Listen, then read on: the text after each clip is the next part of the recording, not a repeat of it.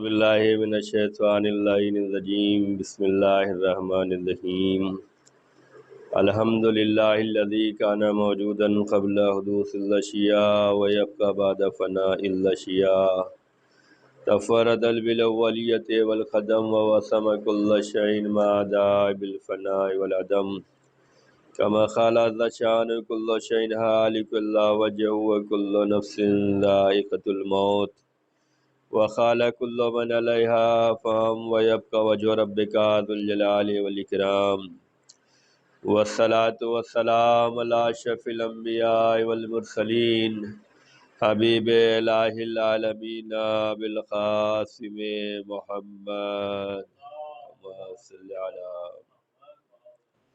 وعلى أهل بيت الطيبين الطاهرين المعصومين المظلومين ولعنة الله على أعدائهم أجمعين من اليوم إلى قيام يوم الدين آمين يا رب العالمين أما بعد فقد أوصيكم ونفسي بتقوى الله إن الله يحب المتقين۔ عزیزان گرامی، اپنے نفس کو اور آپ تمام حضرات کو تقوی الہی کی وعظ و نصیحت کرتا ہوں اور تقوی الہی اختیار کرنے کی نصیحت کرتا ہوں۔ تقوی الہی بہترین زاد راہ ہے اور بہترین سرمایہ حیات ہے۔ تقوی الہی کامیابی کی ضمانت ہے۔ تقوی الہی اعمال کی قبولیت کی ضمانت ہے۔ تقوی الہی اختیار کرنے والوں پر اللہ تعالی رحم کرتا ہے۔ اللہ تعالی تقوی الہی اختیار کرنے والوں سے محبت کرتا ہے۔ اللہ تعالی تقوی الہی اختیار کرنے والے کو کامیابی دیتا ہے۔ تقوی الہی بہترین سرمایہ حیات ہے۔ ہمیں اپنی زندگی میں ہر مرحلے میں تقوی الہی رکھنا چاہیے۔ کوئی سی بھی زندگی کے مراحل ہوں، اس میں تقوی الہی ہونا چاہیے۔ اولیت جو ہے تقوی الہی کو ہونا چاہیے۔ اگر تقوی الہی ہوگا تو انسان نماز کے اوقات کی پابندی کرے گا۔ اللہ بہترین مصلحتوں کا جاننے والا ہے۔ اسے اپنی بارگاہ میں تمہیں کب بلانا ہے وہ جانتا ہے، لہذا اس کی مصلحتوں کو جانتے ہوئے، اسے حکیم سمجھتے ہوئے، ہمیں اس کی اطاعت و فرمانبرداری کرتے ہوئے وقت نماز کی پابندی کرنا چاہیے۔ یہ نماز کے جو اوقات رکھے گئے ہیں، اس میں ہمارے فائدے کے لیے ہیں۔ حدیثوں میں آیا ہے کہ یہ جو نماز کے مختلف اوقات ہیں، یہ وہ اوقات ہیں جس میں جناب آدم کی توبہ قبول ہوئی ہے۔ اس میں وہ بھی اوقات ہیں جس وقت شیطان نے آدم اور حوا کو بہکانا چاہا تھا۔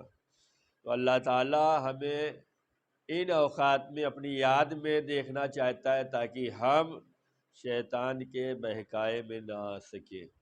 ہم اسی طریقے سے اللہ کی بارگاہ میں حاضر رہیں جیسے اللہ تعالیٰ نے جناب آدم اور حوا کی توبہ قبول کی ہے، اسی طریقے سے وہ ہمیں اپنی بارگاہ میں بلاتا ہے۔ تو وہ بہترین مصلحتوں کا جاننے والا ہے، تو ہمیں وقت نماز کی پابندی کرنی چاہیے، اور اس نے جو کچھ بھی ہمارے اوپر واجبات کی شکل میں رکھا ہے اسے ہمیں ادا کرتے رہنا چاہیے۔ جو کچھ بھی واجبات ہیں اس میں ہماری فلاح اور بہبود ہے، ہمارے لیے اچھائی ہے، ہمارے لیے نیکی ہے، اس نے ہمیں واجب قرار دیا ہے کہ ہم یہ کریں، اور جن چیزوں سے پروردگار عالم نے ہمیں روکا ہے اس میں ہمارے لیے نقصان ہے، لہذا اللہ یہ نہیں چاہتا کہ ہمارے بندے جو ہے وہ نقصان میں رہیں، لہذا وہ چیزیں ہمارے لیے اللہ تعالیٰ نے حرام قرار دی ہیں جس میں ہمارے لیے نقصان ہے۔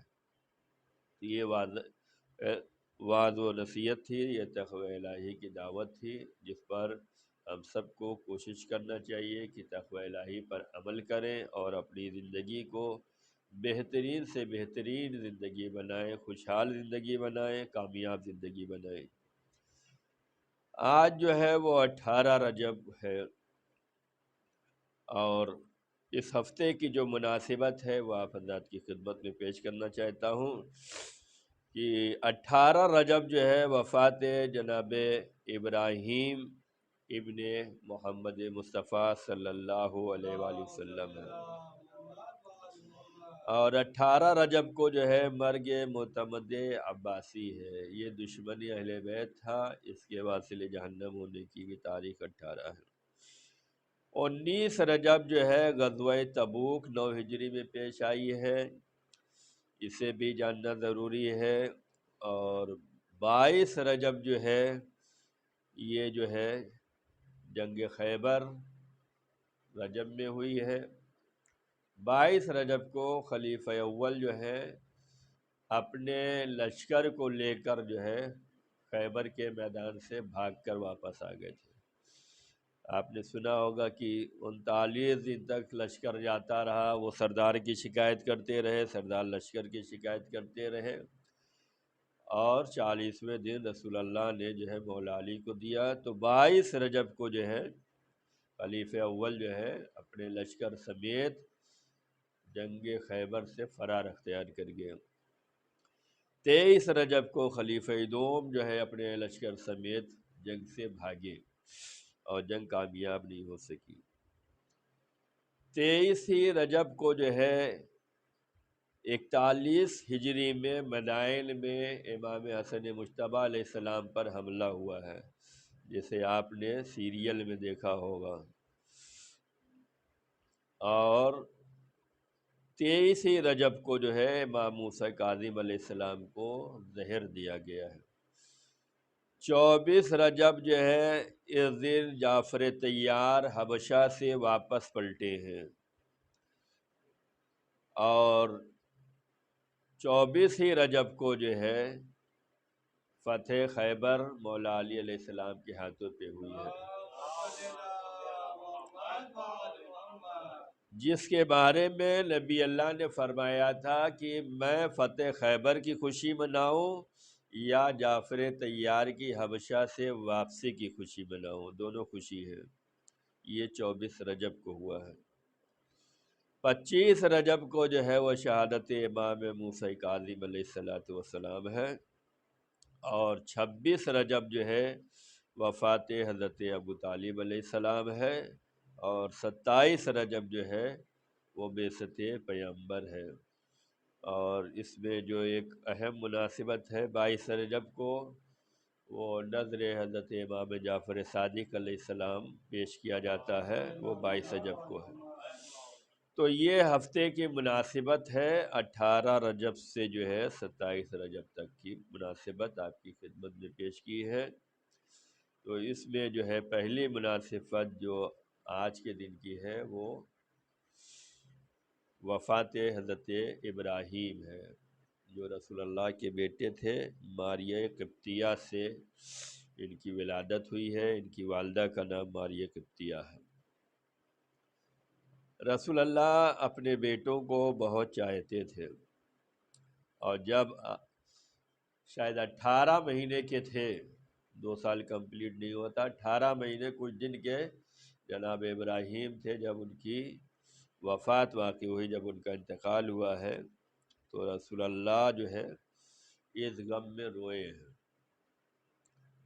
اور لوگوں نے رسول اللہ سے سوال کیا، آپ تو ہمیں منع کرتے ہیں کہ مرحومین پہ نہیں رونا چاہیے، مرنے والوں پر، اور آپ اس طریقے سے رو رہے ہیں؟ تو رسول اللہ نے اس کا جواب دیا ہے۔ یہ واقعہ ہم سب کے لیے نصیحت آموز ہے کہ بعض لوگ جو ہے موقع اور محل اور حقیقت کو نہیں سمجھتے، اور ہر جگہ ہی ایک فارمولہ لگانا چاہتے ہیں، اور وہ ہے کہ رسول اللہ نے جو مردوں پہ رونے کے لیے منع کیا ہے وہ کس طرح کا رونا ہے، اور جبکہ رسول اللہ اپنے بیٹے کے غم میں رو رہے ہیں تو لوگ سمجھ رہے ہیں کہ آپ نے منع کیا اور آپ ہی رو رہے ہیں۔ تو رسول اللہ نے کس طریقے کا رونا منع کیا تھا کہ اگر کوئی مر جائے تو اس پہ کس طریقے سے گریہ کیا جائے اور کس طریقے سے نہ کیا جائے۔ تو لوگوں نے رسول اللہ سے بھی یہی فرمایا کہ آپ نے تو ہمیں منع کیا اور آپ خود رو رہے ہیں۔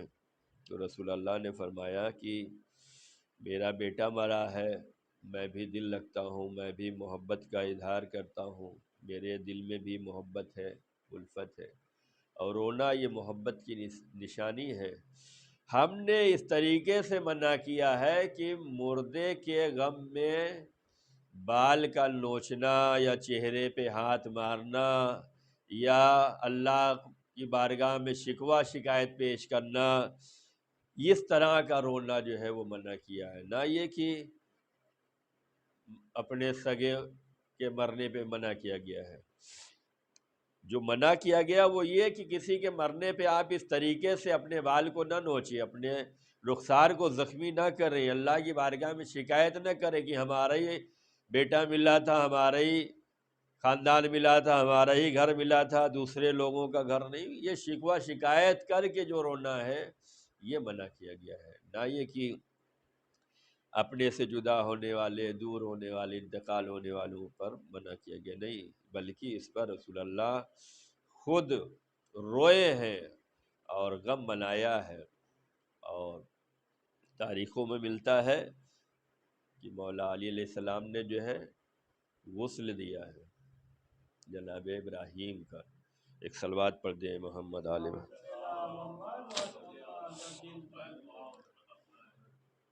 اور دوسرا واقعہ جو ہے جناب ابراہیم کے انتقال پہ دوسرا واقعہ یہ پیش آیا کہ سورج کو گرہن لگ گیا۔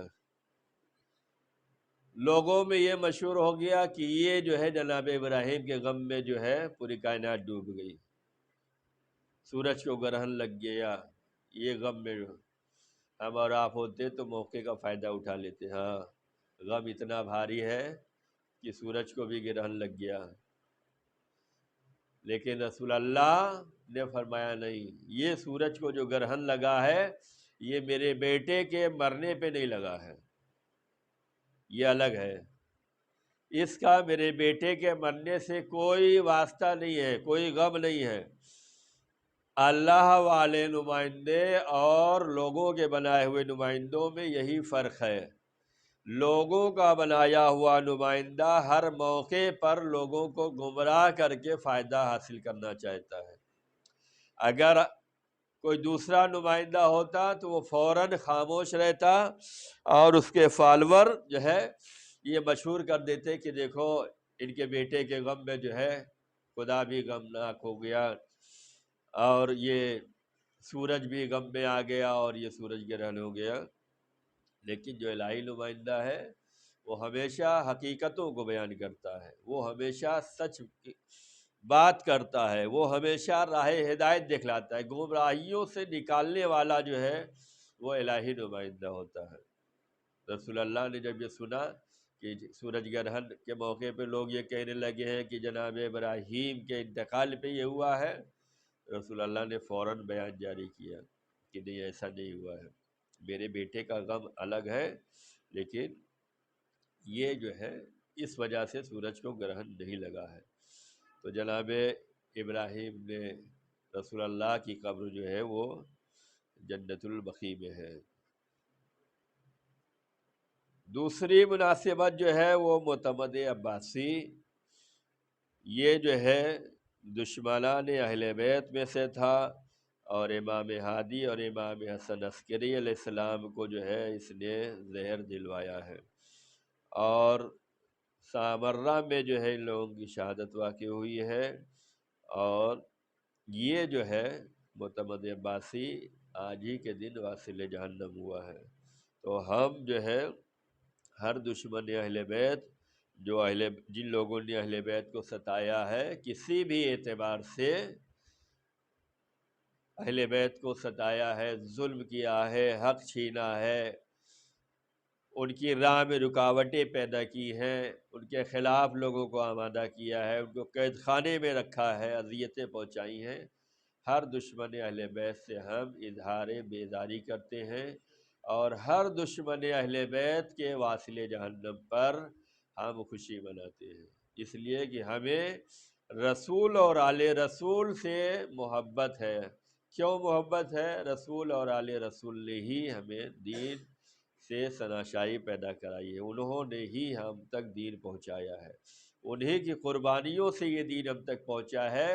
لہذا جس نے ہمیں دیندار بنایا ہے، جس نے ہمیں خدا اور رسول کے احکام پر چلایا ہے، ہم اس سے محبت کرتے ہیں، اور جن لوگوں نے ان کی راہ میں رکاوٹیں پیدا کی ہے، انہیں ستایا ہے، ظلم کیا ہے، اس سے ہم اظہار بیزاری کرتے ہیں۔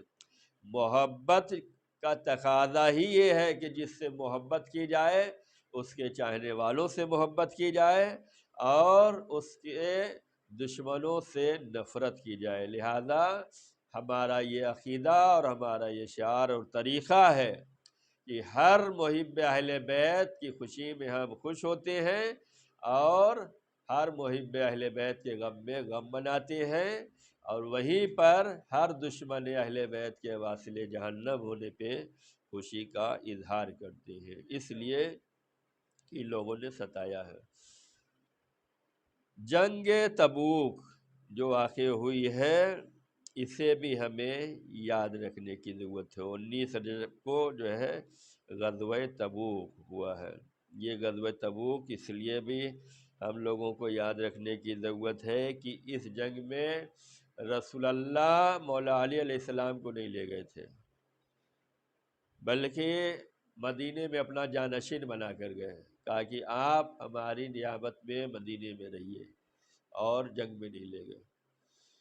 بعض لوگ جو ہے ذرا سے اشارے تلاش کرتے ہیں کہ ہم انہیں خلیفہ اس لیے مان رہے ہیں کہ رسول اللہ نے نماز کے لیے بھیج دیا اور انہوں نے نماز کے لیے آمادگی کی اور یہ مصلی پہ چلے گئے، لہٰذا یہ پروف۔ تو اس سے پہلے تو رسول اللہ نے غزوہ تبوک کے موقع پر مدینے میں خود جانشین بنا کے گئے ہیں اپنے بھائی علی کو، تو یہ موقع کی تلاش میں کیوں نہیں ہے امت کہ یہاں پہ بھی دیکھ لے کہ غزوہ تبوک میں جا رہے ہیں اور مولا علی کو اپنا نمائندہ مدینے میں چھوڑ کے جا رہے ہیں؟ تو کیا یہاں یہ سمجھ میں نہیں آتا کہ اگر کوئی نبی کے بعد ہوتا تو علی ہی ہوتے؟ لیکن وہی ہے کہ انسان جس کو چاہتا ہے اس کے لیے ہزار راستے تلاش کرتا ہے، اور جسے نہیں چاہتا اس کے تمام کمالات کو بھی نظر انداز کر دیا جاتا ہے۔ تو جنگ تبوک میں رسول اللہ نے مولا علی علیہ السلام کو اپنا نمائندہ بنا کر جو ہے مدینے میں چھوڑا۔ جب مدینے میں چھوڑا اور رسول لشکر سمیت چلے گئے غزوہ تبوک کے لیے، تو کچھ منافقین تھے، انہوں نے افواہ گرم کر دیکھا اب ان لوگوں میں دوریاں ہو گئی ہیں، جنگ میں گئے علی کو نہیں لے گئے، لگتا ہے کچھ جو ہے دوریاں پیدا ہو گئی اور محبت میں کمی آ گئی اور یہ ہو گیا وہ ہو گیا۔ یہ بات جب مولا علی علیہ السلام نے سنی تو مولا علی علیہ السلام نے رسول اللہ کی بارگاہ میں پہنچ کر فرمایا کہ مدینے میں یہ افواہ گرم کر دی گئی ہے منافقوں کے ذریعے سے۔ تو ایسے موقع پہ رسول اللہ نے فرمایا کہ دیکھو تم واپس جاؤ، مدینے میں ہی رہو، ہمارے جانشین بن کر رہنا، لوگ کیا کہتے ہیں انہیں کہنے دو، کیا تم اس بات سے راضی نہیں ہو کہ تمہاری ہماری وہی منزلت ہے جو موسیٰ کی ہارون سے تھی؟ اور یہ کہہ کر مولا علی علیہ السلام سے فرمایا کہ آپ مدینے میں ہی رہیے، اور یہ فرمایا کہ کیا آپ اس بات سے راضی نہیں ہیں کہ ہمارے اور تمہاری وہی مناسبت ہے جو جناب موسیٰ اور ہارون میں تھی؟ تو یہ غزوہ تبوک کے موقع پر مولا علی علیہ السلام کو مدینے میں جو چھوڑا گیا ہے، جانشین بنایا گیا ہے، یہ بھی ہمیں پیغام دیتا ہے کہ منافقین جو ہیں وہ موقع کی تلاش میں رہتے ہیں، کسی کو اگر کہیں نہ لے جایا جائے تو وہ جو ہے بہانے تلاش کر لیتے ہیں، اپنی طرف سے من گھڑت افواہیں گرم کر دیتے ہیں، جیسے اس موقع پہ ہوا کہ مولا علی علیہ السلام کو جانشین بنا کر چھوڑ کے گئے اور یہ کہنے لگے کہ لگتا ہے ان لوگوں میں اب دوریاں ہو گئی ہیں۔ یہی حال اپنے جلسوں میں بھی ہوتا ہے، کوئی اگر ایک جمعہ 2 جمعہ نہ آئے، کوئی مجلس میں نہ آئے، کوئی ملاقات کسی وجہ سے نہ کر سکے تو بولتے لگتا ہے ناراض ہو گئے، لگتا ہے انہیں کوئی بات بری لگ گئی ہے۔ نہیں ایسا، اسلام حسن ظن کے لیے کہتا ہے، سوء ظن کے لیے نہیں۔ سوء ظن کے لیے منع کیا گیا ہے، کسی کے بارے میں برا سوچو ہی نہیں، الا یہ کہ اس کے اندر برائی ظاہر ہو جائے، خود ہی وہ برائی کرتا پھرے تو ہمیں زیادہ اس کے بارے میں پڑھنے کی ضرورت نہیں ہے۔ ہمارا اسلام یہ کہتا ہے کہ انسان کے بارے میں حسن ظن رکھو، اچھی فکر رکھو۔ ہو سکتا ہے اس جمعے نہیں آ سکا ہے، کوئی مجبوری رہی ہوگی، کہیں بزی رہا ہوگا، ہو سکتا ہے کہیں اور چلا گیا ہو جمعہ پڑھنے، ہمارے جشن میں نہیں آ سکا، ہو سکتا ہے کہیں اور جشن اس میں شرکت کی ہو، ہم نے مجلس رکھی اس میں نہیں آ سکے، ہو سکتا ہے مصروف زندگی ہے، تو ہمیں حسن ظن رکھنا چاہیے۔ حسن ظن کے بے شمار فائدے ہوتے ہیں، اور سوء ظن کے جو ہے بے شمار نقصانات بھی ہوتے ہیں۔ انسان جب اچھا سوچتا ہے تو مطمئن رہتا ہے، اچھے خیال آتے ہیں تو دیکھیں انسان اب اکیلے ہی مست رہتا ہے، اور برے خیال آتے ہیں تو چاہے مجمع میں ہی کیوں نہ رہے بالکل تنہا محسوس کرتا ہے، انہوں نے ایسا کیوں کہہ دیا، ہم ہی ملے تھے، ہزار خیالات، مجمع میں بھی بیٹھا رہے گا وہ، پھر بھی وہ تنہا ہی رہے گا، وہ خیالوں میں گم رہے گا۔ تو حسن ظن کا فائدہ ہے کہ حسن ظن انسان کو اچھی سوچ کی جانب لے جاتی ہے، اچھی فکر کی جانب لے جاتی ہے۔ ان منافقوں کو بھی حسن ظن سے کام لینا چاہیے تھا، لیکن منافق تو منافق ہی ہوتے ہیں، یہ کبھی کھل کے تھوڑی آتی ہے، یہ ہمیشہ پوشیدہ کام کرتے ہیں، چھپ کر کام کرتے ہیں، سیکریٹ کام کرتے ہیں، ظاہر میں کچھ ہوتے ہیں، باطن میں کچھ ہوتے ہیں۔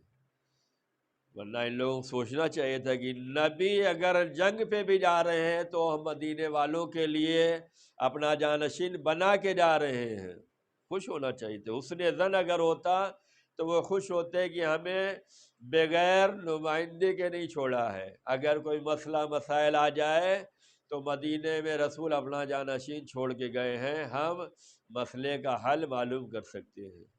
حسن ظن ہوتا تو محبت بھی بڑھتی، فکر بھی اچھی ہوتی، لیکن سوء ظن یہ منافقوں کی علامت ہے۔ تو ہمیں حسن ظن سے کام لینا چاہیے اور سوء ظن سے اجتناب کرنا چاہیے۔ 22 رجب جو ہے یہ نذر کا دن ہے، اسے کنڈے کی نذر بھی کہتے ہیں۔ یوٹیوب پہ بہت سے مسلمانوں کے نظریات ملتے ہیں۔ پہلے جس شان و شوکت سے تمام مسلمان اس نذر کو مناتے تھے، آج وہ کمی واقع ہو گئی ہے۔ ہر انسان اپنے مسلک اور مذہب والوں کو جو ہے دور کر رہا ہے، حقیقتوں سے دور کر رہا ہے، اور یہ 22 رجب کو جو نذر دی جاتی ہے اسے آج بھی کنڈے ہی کی نذر کہتے ہیں۔ اس کے بارے میں ہمیں تھوڑا سوچنے اور سمجھنے کی ضرورت ہے کہ پہلے جس شان سے ہوتی تھی، جس جذبہ ایمانی سے ہوتی تھی، جس محبت سے اور خلوص سے ہوتی تھی، آج یہ کمی آ گئی ہے۔ کیوں؟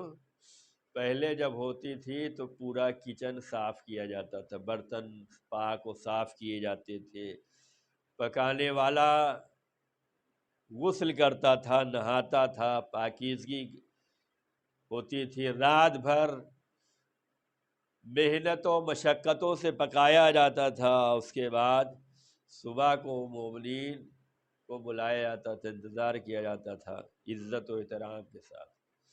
لیکن ہر چیز شارٹ ہوتی جا رہی ہے، اب بازار سے خرید لیا، 1 گھنٹہ 2 گھنٹے کا ٹائم دے دیا، کون دن بھر بیٹھے، کون رات بھر جگے، وہ خلوص کم ہوتا چلا گیا ہے۔ اس خلوص کو، اس جذبہ ایمانی کو برقرار رکھنے کی ضرورت ہے۔ جتنا آپ خلوص سے کریں گے اتنا ہی آپ کو مزہ ملنے والا ہے۔ ہم دنیاوی مزے کے لیے دوڑتے ہیں، ترستے ہیں، تڑپتے ہیں، ہمیں اخروی مزے کے لیے بھی کچھ کوشش کرنے کی ضرورت ہے۔ آخرت کا ذائقہ، اخروی ذائقہ بھی ہمیں نصیب ہونا چاہیے، اسے بھی ہمیں حاصل کرنا چاہیے۔ اس رسم کو برقرار رکھنے کی ضرورت ہے کہ جو پاکیزگی کے ساتھ ہم اپنے گھر میں نظر تیار کر سکتے ہیں، اتنی پاکیزگی اور طہارت باہر کے کھانوں میں نہیں ملے گی۔ اگرچہ ہم مسلمان کے ہاتھ سے لا رہے ہیں، مسلمان ایریے سے لا رہے ہیں، لیکن وہ طہارت جو ہم گھروں میں پیدا کر سکتے ہیں نظر و نیاز کے لیے، وہ باہر ملنے والی نہیں ہے۔ وہ خلوص، وہ جذبہ، بھئی آپ سوچیں نا کہ کس کی نظر دلا رہے ہیں۔ ہمارے گھر میں اگر کوئی ایک مہمان آنے والا ہوتا ہے تو اس کی تیاری ہفتوں سے شروع کر دی جاتی ہے۔ یہ جو ہے دور سے آنے والے ہیں اور بہت دن کے بعد آنے والے ہیں، تو گھر بھی سجایا جائے گا، ہر چیز کا ماحول بنایا جائے گا، لوگوں کو دعوت دی جائے گی ہمارے یہاں فلاں مہمان آنے والے ہیں۔ یہ موقع بار بار نہیں آتا، اگرچہ ہم ہر شب جمعہ نظر کرا دیتے ہیں، اگرچہ ہم ہر جمعہ جو ہے نظر دلاتے ہیں، اگرچہ ہم جو ہے منگل کو دعائے توسل پڑھ لیتے ہیں، اگرچہ ہم روزانہ ہی نظر کراتے ہوں، لیکن یہ 22 رجب کی شان ہی الگ ہے، یہ 13 رجب کی شان ہی الگ ہے، یہ جمادی الثانی کی شان ہی الگ ہے، یہ 3 رجب، یہ جو ولادتیں ہیں، یہ جو خوشیاں ہیں، ان کی شان ہی نرالی ہے۔ اس کے لیے ہمیں اہتمام کرنے کی ضرورت ہے۔ ہم اہتمام کریں گے تو گھر کا ماحول بھی اچھا رہے گا۔ سب کو معلوم تو ہوگا کہ آج ہمارے گھر میں کوئی اسپیشل پروگرام ہے، ہمارے بچے سمجھیں گے، ہمارے رشتہ دار سمجھیں گے، جب دعوتیں دیں گے، لوگوں کو بلائیں گے، تو علاقے والے بھی سمجھیں گے ہاں یہ کچھ الگ ہے۔ تو 22 رجب کو اسی طریقے سے منائیں جیسے ہمارے بزرگین مناتے رہے، اس میں جذبہ ایمانی انسان کا کھل کر آتا ہے۔ یہ کھلانا ثواب ہے، یوں ہم کسی کو بھی کچھ بھی کھلائیں ثواب ہی بیان کیا گیا۔ اللہ تعالیٰ نے جناب موسیٰ سے فرمایا تھا، موسیٰ کوئی کام تم نے ہمارے لیے کیا ہے؟ تو جناب موسیٰ نے کہا پروردگار ہم نے تیرے لیے نماز پڑھی، روزہ رکھا، تسبیح کی۔ اللہ تعالیٰ نے فرمایا موسیٰ یہ سب کام تم نے اپنے لیے کیے ہیں، ہمارے لیے کوئی کام نہیں اس میں۔ جناب موسیٰ رونے لگے، پروردگار میں تو سمجھ رہا تھا نماز، روزہ، تسبیح، پروردگار یہ سب تیرے لیے ہے، لیکن آج تو کہہ رہا ہے کہ یہ سب کام تو میں نے اپنے لیے کیے ہیں۔ جناب موسیٰ نے اللہ تعالیٰ سے پوچھا پروردگار وہ کون سا کام ہے جو تیری رضا کے لیے ہوتا ہے؟ تو اللہ تعالیٰ نے فرمایا موسیٰ کسی بھوکے کو کھانا کھلا دینا یہ کام میری رضا کے لیے ہوتا ہے۔ جب ہم کسی کو کھانا کھلا دیں تو یہ خدا کے لیے ہوتا ہے، تو اگر ہم امام کے نام پر نذر کرا کے کسی کو کھلائیں یہ تو اور زیادہ ثواب ہے، یہ اور زیادہ فضیلت ہے کہ ہم بھی مطمئن ہیں کہ امام کے نام پہ کھلا رہے ہیں، کھلانے والے کو بھی ثواب ہے اور کھانے والے کو بھی ثواب ہے کہ وہ امام کے نام پہ کھا رہا ہے۔ کوئی یہ نہیں کہہ سکتا کہ ہم نے کھلایا ہے، یا ہم یہ نہیں کہہ سکتے کہ ہم آپ کے احسان مند ہیں کہ ہم نے آپ کے یہاں کھایا، نہیں، یہ دسترخوان امام جعفر صادق تھا، یہ آپ وسیلہ بنے ہیں، ذریعہ بنے ہیں۔ اللہ نے آپ سے یہ چاہا ہے، آپ کو یہ موقع دیا ہے کہ آپ نے امام کے نام پہ دسترخوان سجایا ہے، یہ اللہ نے آپ کو شرف دیا ہے۔ اس میں آپ فخر کر سکتے ہیں کہ امام کا ذکر ہمارے گھروں میں ہوا ہے، امام کا دسترخوان ہمارے گھروں میں بچا ہے، امام کی نظر چکھنے والے مومنین ہمارے گھروں میں آئے ہیں، تو اس کا ہمیں اہتمام کرنا چاہیے۔ اور اس دن کی جو خوشی ہے وہ انفرادیت رکھتی ہے۔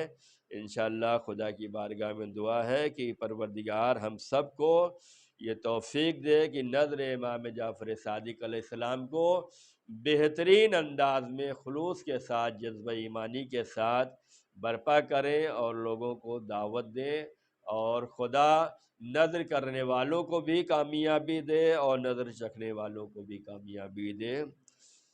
24 تاریخ جو ہے فتح خیبر ہے، اور جناب جعفر طیار کی حبشہ سے واپسی ہے۔ دونوں خوشیاں ہیں، لیکن فتح خیبر یہ بھی بہت اہم ہے۔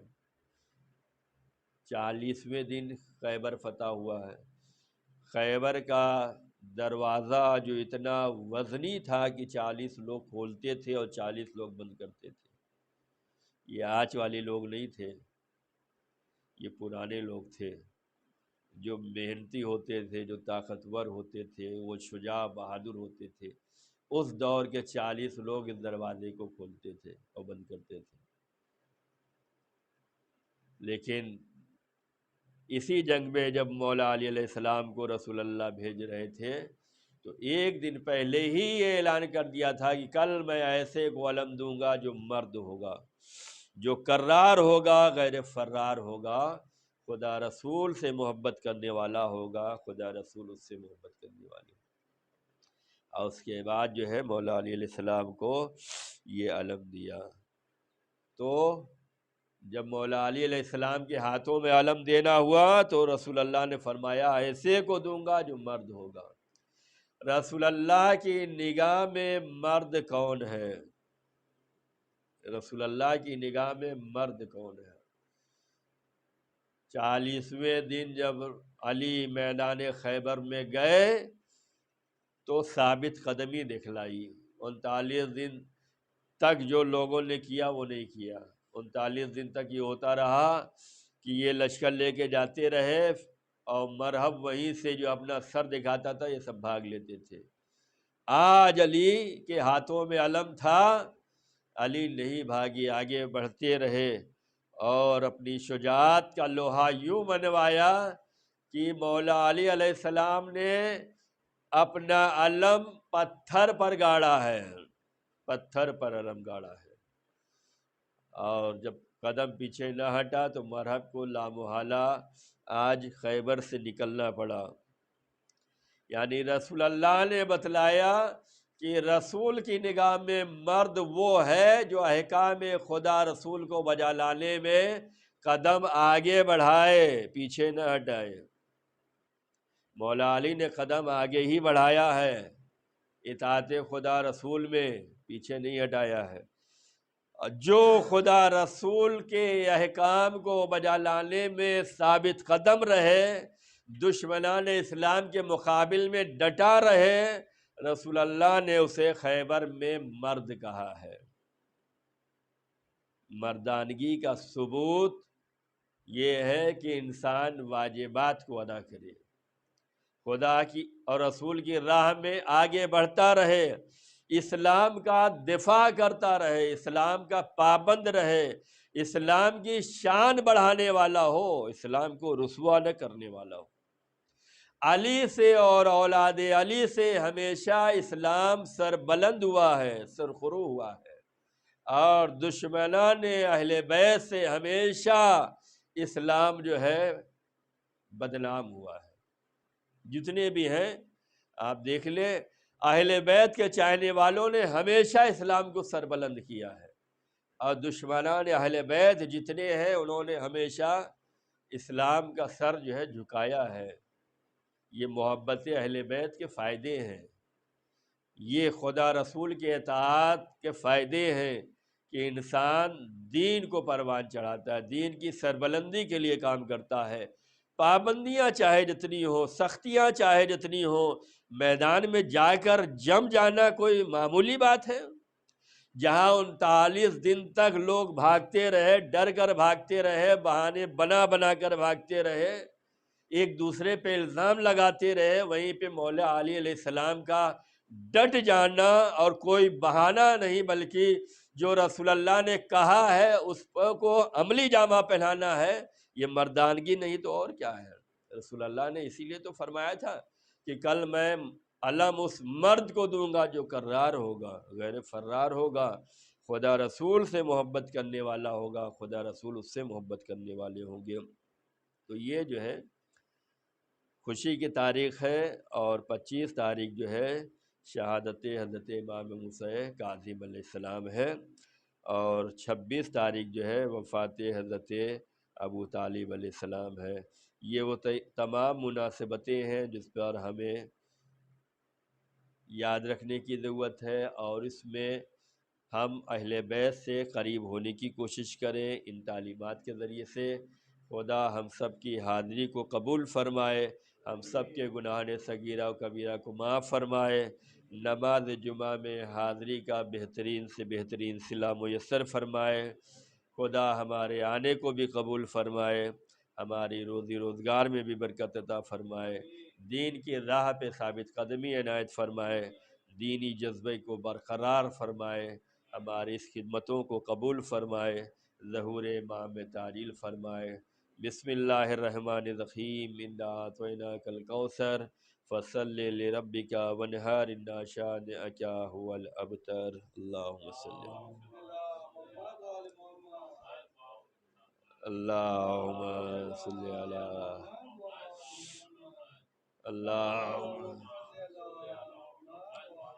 اعوذ باللہ من الشیطان الرجیم، بسم اللہ الرحمن الرحیم، الحمد للہ الذی لا الہ الا هو الحلیم الکریم، غافر الذنب وقابل التوب وهو الغفور الرحیم، سبحان من سبقت رحمتہ غضبہ وبسط الیدین بالرحمہ، سبحان من لم یکلف نفسا الا دون وسعها وعفى عن السیئات ولم یجاز بها، سبحان من لا یزداد العماس العباد الا کرما وجودا ولا کثرت الذنوب الا عفوا وصفحا، نشهد ان لا الہ الا اللہ وحدہ لا شریک له واشهد ان محمدا عبدہ ورسولہ واشهد ان امیر المومنین واولاد المعصومین حجج اللہ، اما بعد۔